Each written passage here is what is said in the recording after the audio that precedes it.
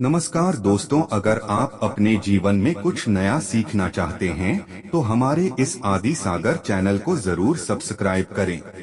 श्री शिवाय नमस्तुभ्यम। दोस्तों, आप सभी लोग जानते हैं कि 29 अगस्त 2024 को है अजा एकादशी। दोस्तों, इसी दिन किया जाने वाला पंडित जी द्वारा बताया गया एक दीपक वाले उपाय आप लोगों को जरूर करना चाहिए, क्योंकि दोस्तों ये एक ऐसा उपाय है जो कि हर कभी नहीं किया जाता है।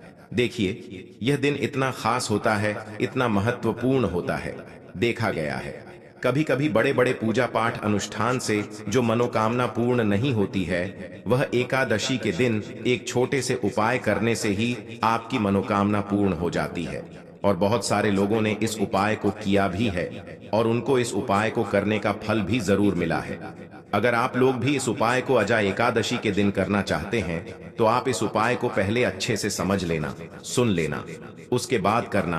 आपको इस उपाय का फल जरूर मिलेगा। दोस्तों, हम आपको यहाँ पर बता दें कि यह जो एक दीपक वाले जो उपाय है, यह उपाय पंडित जी ने अपनी अभी की सीहोर की कथा में ही बताया है। और इस उपाय को करने से आपके घर में चाहे किसी भी प्रकार की दुख और समस्या क्यों ना चल रही हो, आपको उसका कारण भी नहीं पता है कि यह समस्या किस कारण से चल रही है।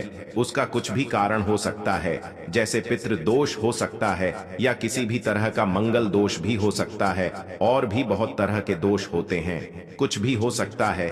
पर आपको इस उपाय को करने के लिए अपने दोष को पता लगाने की भी जरूरत नहीं है। आपके घर में किस कारण से इतनी दुख और परेशानी आ रही है, वह भी आपको पता लगाने की जरूरत नहीं है। इस एक दीपक वाले उपाय को आप लोगों को कर लेना है, क्योंकि इसी एकमात्र उपाय को करने से आपके पूरे घर परिवार में सुख और शांति हो जाएगी। आपके घर में अच्छे अच्छे काम होने लगेंगे। आपकी जो भी मनोकामना होगी वह भी धीरे धीरे करके पूर्ण होना शुरू हो जाएगी। दोस्तों, अब इस उपाय को करना किस समय है, ये भी आप लोग जान लीजिए। देखिए, इस एक दीपक वाले उपाय को करने का जो समय है वो सीधी सी बात है, सुबह का समय है, प्रातः काल का समय है। वैसे दोस्तों, अजा एकादशी के पूरे दिन मंदिर खुले रहते हैं। पूरे दिन आप लोग उपायों को भी कर सकते हो, इसमें कोई दिक्कत वाली बात नहीं है, क्योंकि अजा एकादशी के दिन भगवान शिव जी पूरे दिन अपने मंदिर में बैठे रहते हैं कि कौन भक्त आएगा, कौन हमारे हमको प्रसन्न करेगा और हम कब उसकी मनोकामना पूर्ण करेंगे। दोस्तों, इस दिन शिव जी इतना कुछ प्रदान करते हैं जितने की हम कभी कल्पना भी नहीं कर सकते हैं। इसीलिए आप लोगों को इस मौके को तो अपने हाथ से नहीं जाने देना चाहिए। तो अब हम समझते हैं दोस्तों, यह एक दीपक वाले उपाय आखिर आप लोगों को करना कैसे है।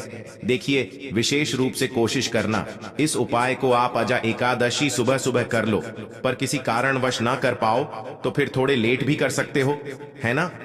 और पहली मुख्य कोशिश आपकी यही होनी चाहिए कि घर की जो माता बहन होती हैं उनमें से कोई एक यह वाला उपाय करें। मतलब कि अगर माता बहन उपस्थित ना भी हो तो उस स्थान पर फिर घर का कोई बड़ा जो पुरुष हो वह भी इस उपाय को कर सकता है। कोई दिक्कत वाली बात नहीं है, पर घर के सभी सदस्य को इस वाले उपाय को करने की जरूरत नहीं है। घर का कोई एक मुख्य सदस्य भी इस उपाय को करेगा तो इस उपाय को करने का फल उसके पूरे घर परिवार को जरूर मिल जाएगा।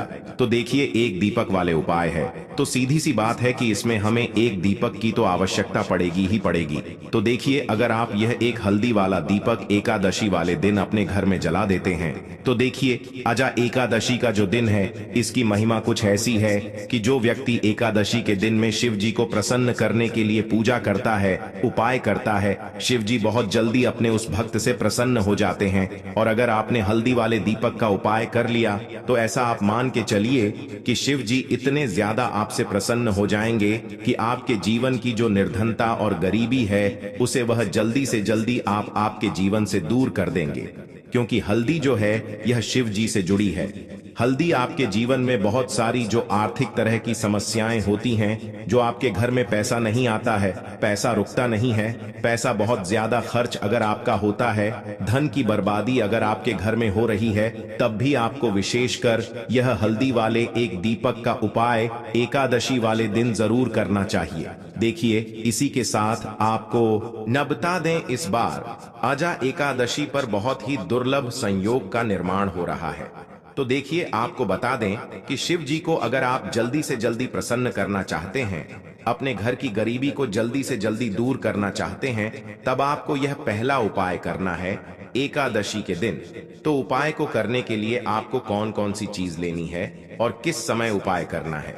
तो देखिए, उपाय को करने के लिए आपको यहाँ पर लेना है एक चुटकी काला तिल, ठीक है ना, बहुत ही जरा सा एक चुटकी काला तिल लेना है, और एक ही चुटकी आपको लेनी है पिसी हुई हल्दी। अब आपको क्या करना है, आपने नहाने वाले जल में एक चुटकी हल्दी डालनी है और एक चुटकी काला तिल डालना है, और आपको इस जल से स्नान करना है।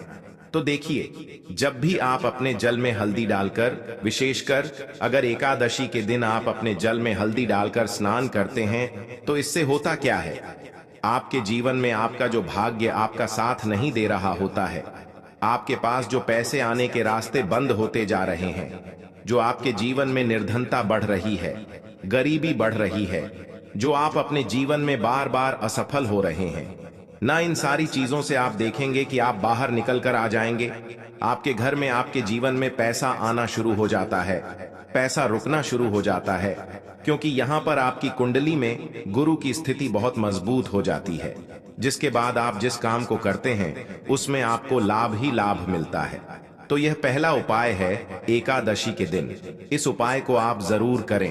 अब बात करेंगे दूसरे उपाय की। देखिए, जो दूसरा उपाय आपको बताने जा रहे हैं, इस उपाय को अगर आप एकादशी के दिन करते हैं तो आपकी सारी अधूरी मनोकामना को शिव जी पूरा कर देते हैं। तो यह उपाय भी आप विशेष कर करें।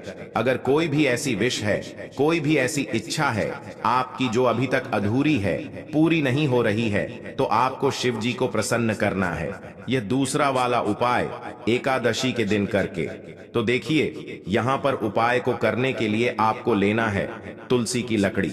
देखिए, बहुत सारे लोगों के घर में तुलसी का पौधा सूख जाता है, और तुलसी की जो टहनियां होती हैं, है ना, तुलसी की ठनी को आपको छोटा छोटा कर लेना है, ठीक है ना, छोटे छोटे पार्ट में आप उसको तोड़ लें, डिवाइड कर लें, और फिर आपको क्या करना है, एक लाल कपड़े के अंदर इन टहनियों को रखना है। कितनी लेनी है, आप 2 ले सकते हैं, 5 ले सकते हैं, 11 ले सकते हैं। अगर 11 की संख्या हो तो बहुत उत्तम है। अब आपको क्या करना है, लाल कपड़े के अंदर रखना है और इसकी छोटी सी पोटली आपको बना लेनी है। अब सबसे पहले आपको क्या करना है, इस पोटली को शिव जी के चरणों में स्पर्श करना है, उनके चरणों से स्पर्श करना है। इसके बाद आपको यह पोटली अपने घर में, या तो अपने घर के मुख्य दरवाजे पर आपको इसको टांगना है, अंदर की तरफ टांगे, बाहर की तरफ नहीं, ठीक है ना, या फिर इसे आप अपने घर के मंदिर में एक तरफ रख देंगे।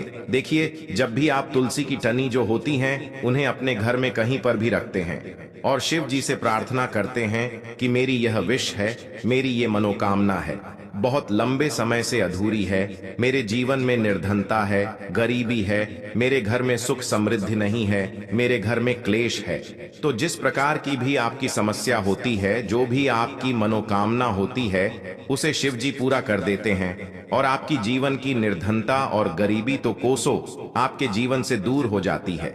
जब भी आप तुलसी की लकड़ी का यह छोटा सा उपाय कर लेते हैं एकादशी के दिन, एक चीज आपको बिल्कुल ध्यान रखनी है कि तुलसी का पौधा अगर आपके घर में सूख गया है, तब आपको एकादशी के दिन उसकी लकड़ियों को नहीं निकालना है, क्योंकि एकादशी के दिन तो तुलसी की पत्तियों को भी नहीं तोड़ा जाता है।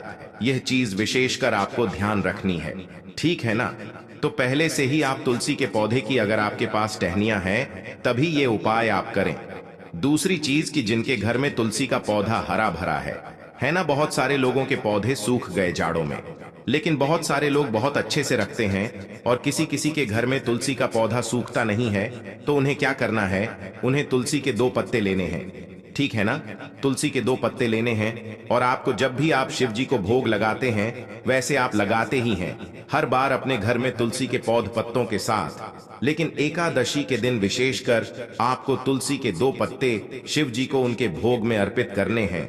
जो भी आप उन्हें भोग लगाते हैं, जिस चीज का भी, उसके साथ आपको तुलसी के 2 पत्ते जरूर शिव जी को अर्पित करने हैं।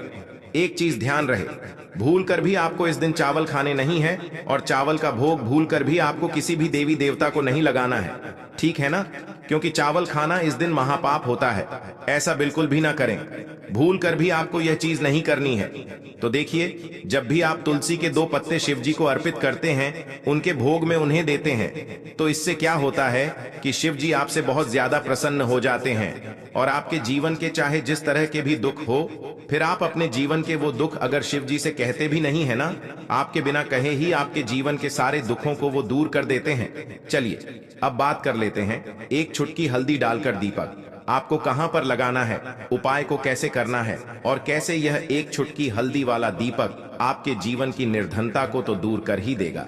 माँ लक्ष्मी की ऐसी कृपा आपके ऊपर बरसेगी कि आने वाली 7 पीढ़ियों को भी न धन की कमी नहीं होगी। इतना ज्यादा शिव जी आपसे प्रसन्न हो जाते हैं। इस एक उपाय को करके देखिए। पहली चीज आपको बता दें कि हल्दी जो है यह आपके जीवन में बहुत सारी अच्छी अच्छी चीजों को लेकर आती है, जैसे कि पैसे को बढ़ाने का काम करती है और आपके घर में धन आने के स्रोत अगर बंद हो गए हैं, धन आने का रास्ता अगर आपके घर में बंद होता जा रहा है, उसे खोल देती है, क्योंकि आपके घर की नेगेटिव एनर्जी है, नकारात्मक ऊर्जा है, बुरी शक्तियां हैं, इन सारी चीजों को हल्दी दूर कर देती है। क्योंकि जहां पर हल्दी होती है वहां पर ये सारी चीजें